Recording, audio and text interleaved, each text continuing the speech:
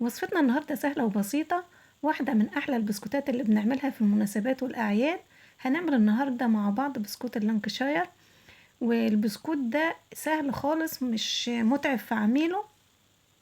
مكوناته موجودة عندنا في كل بيت، يعني اقتصادي وسهل وحلو جدا.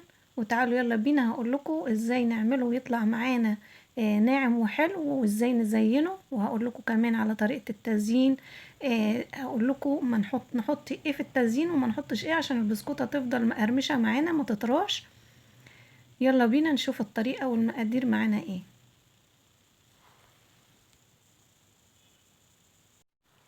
مكونات اللانكشاير معايا كوباية وربع دقيق، وعليهم نص كوباية نشا، معايا نص كوباية سمنة، معايا بيضة وعليها فانيليا.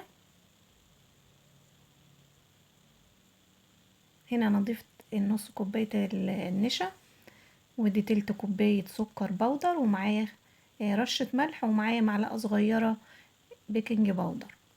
هجيب المضرب وهبتدي اضرب في السمنة لحد ما لونها يبقى فاتح معانا. اول ما لون السمنة يبقى فاتح كده معايا، هضيف تلت كوباية السكر، وهكمل ضرب لحد ما تبقى كريمية كده وهشة.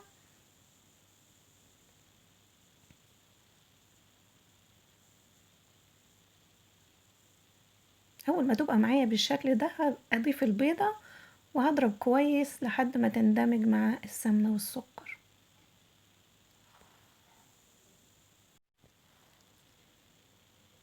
وبعدين هضيف الدقيق معايا كوباية وربع دقيق ونص كوباية نشا، وعليهم رشة ملح، ونص معلقة صغيرة بيكنج باودر. وطبعا هنا هلم بالسباتولا لحد ما يديني عجينة قوامها حلو. لا، هو هنختبر العجينة، يعني نعمل واحدتين كده ونحطهم في الفرن. لو سايحة معانا يبقى هنزود معلقتين دقيق. العجينة ناشفة وطالعة مشققة يبقى هنضرب معلقتين سمنة ونضيفهم على العجينة. تمام، انا كده لميتها بالسباتولا. هلم العجينة وهشتغل فيها على طول. لو الجو حر عندكم ممكن تحطوها في التلاجة 10 دقايق. الجو حلو اشتغلوا فيها على طول. انا هنا العجينة كويسة. هبتدي اخد كور، اقطع قطع صغيرة كده واعملها كور. بالنظر بقى نعمل كل الكور متساوية زي بعض. لو عندنا ميزان ممكن نوزن القطع على الميزان ونعملها كلها زي بعض، عشان التزيين لما نيجي نزينها يبقى الكور متساوية كلها مع بعض.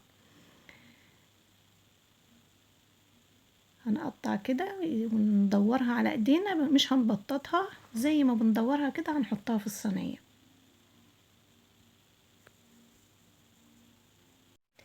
وده شكلها بعد ما خلصتها. هدخلها الفرن، ولازم اكون مشغله الفرن قبلها ب10 دقايق. اول ما تاخد اللون الذهبي هخرجها على طول. بعد ما خرجتها من الفرن خدت لون حلو كده. ممكن نتأكد من السوا بتاعها، نقسم واحدة كده ونشوفها من النص مستوية. لو مستوية يبقى حلو كده، مش مستوية نخليها تكمل. بعد ما سيبنا البسكوت فترة وبرد خالص، ما ينفعش نحشيه وهو سخن. هجيب المكسرات. انا جبت عندي مكسرات فرمتها، وعندي فرماسيل، وعندي جوز هند. طب هنحشي بايه؟ في ناس بتحب تحشي بالمربى. تمام.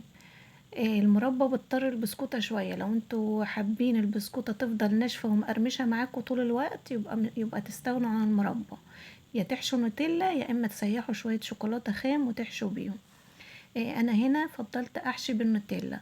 جبت النوتيلا وجبت البسكوت، بحط حتة نوتيلا في النص وبضم البسكوتين على بعض. ولازم نزود شوية عشان الحشوة تطلع برا، عشان المكسرات او الفرماسيل يمسك فيها من بره. وهبتدي احشي وازينها بالشكل اللي انتوا شايفينه كده، وهعمل الكمية كلها وارجع لكم. بعد ما خلصت كل الكمية وزينتها بالشكل اللي انتوا شايفينه ده، شكلها حلو خالص. لو وصلتوا معايا لحد هنا والفيديو عجبكم اعملوا لنا لايك واشتركوا في القناة. فعلوا الجرس عشان يوصل لكم كل جديد. شيروا الفيديو لاصحابكم عشان الكل يستفاد. علقونا لو بكلمة واحدة، يهمنا رأيكم.